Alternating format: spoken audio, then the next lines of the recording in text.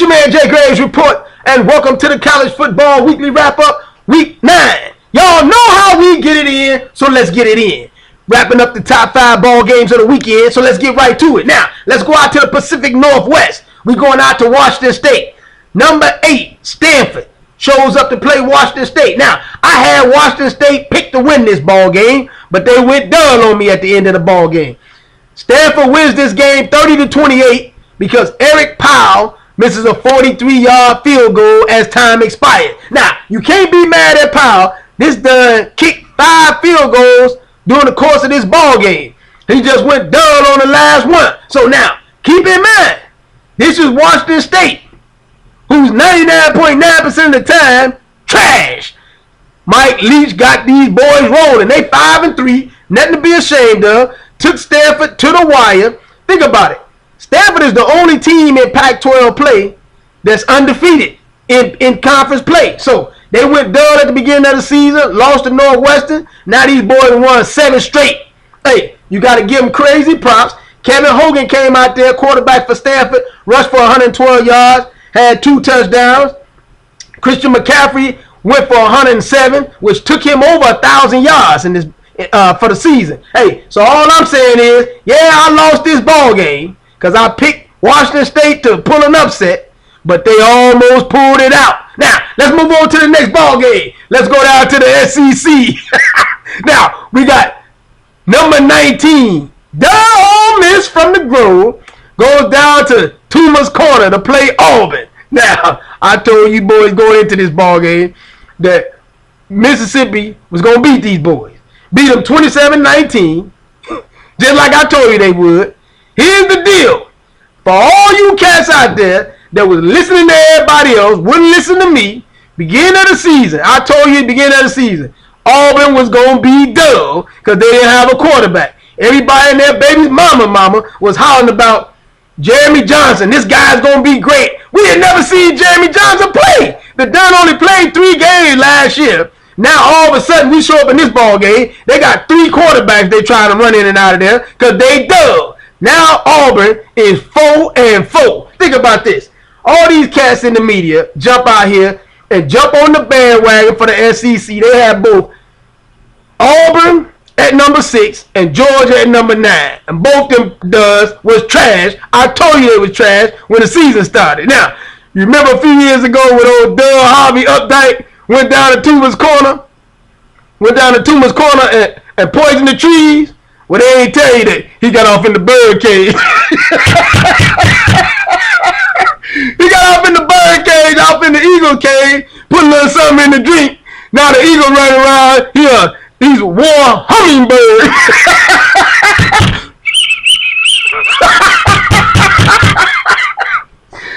Auburn is trash, I keep trying to tell you, bro. Gus Malzahn got these boys in the toilet right now. Stop telling me about Auburn. Stop telling me about these duds. They trash. Stop, don't call them War Eagle. We can go War Hummingbird.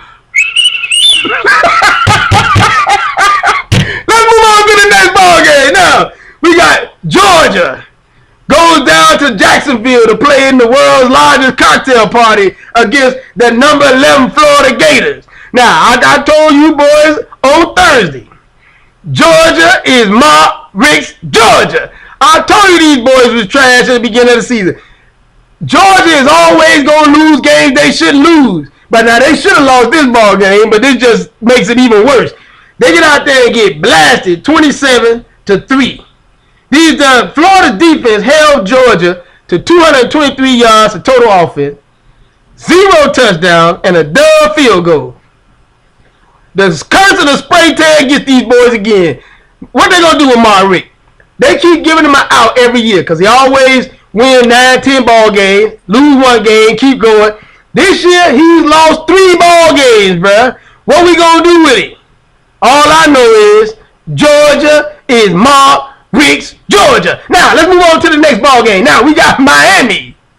Goes down to number 22, Duke. Now, I picked Duke to win this ball game because Duke came into this game. They were 6-1, 3-0 in the ACC play. And these dubs went out there and wet the bed on me, bruh. They get out there, got these boys game, they kick off to these boys. Instead of swivel kicking to these boys and going out there and making a play, they let Miami throw 8 lateral passes and run for a touchdown. Hey, how do you do that? Everybody got the nerve to run around here today mad at the officials because they didn't call several blocks in the back. Bruh, they out there playing sandlot football. They done took the shoes off and their shirts off, running around out there like they playing in the swamp and get 8 lateral passes. All you got to do is bat the ball down, bruh. The dude from Duke was just running around there jogging, thinking there's no way that they're going to score this touchdown. All of a sudden, this dude's running down the sideline, scoring a touchdown. So, everybody on Duke's team, in my Denny Green voice, you are who we thought you were. You 3-0 in the ACC, 6-1. Now, all of a sudden, you turned into Duke. You might as well have Coach K out there trying to catch one of them boys. No way do you lose a ball game like that. No. Let's move on to the next ball game. Now, we got number 9, Notre Dame. Goes out to Temple. Goes out to the Link in Philadelphia to play Temple. Now, I picked Notre Dame to beat the brakes off these boys. They won the game 24-20. But I got to give props to Temple. Temple showed up, played ball. They only lost by 4 points. But at the end of the ball game, Deshaun Kaiser, the Black Dutchman or German, whichever you most comfortable with, showed up, hit a 17-yard touchdown pass to Philadelphia's own Will Fuller to win the ball game. And then at the end of the game, then Kabari Russell intercepted a pass to stall Temple's last drive. So I gotta give props to Temple. Even though I thought they was dumb, I still think they dumb. They just played over their heads last night because it was sold out.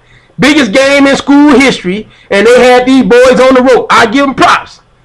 But don't get it twisted. Temple gonna lose 3 or 4 more games before the season's over because they now all of a sudden they Temple. It is what it is. It's your man Jay Graves Report from TheJayGravesReport.com, or you can hit me up on Twitter at JayGravesReport so you can holler at your boy.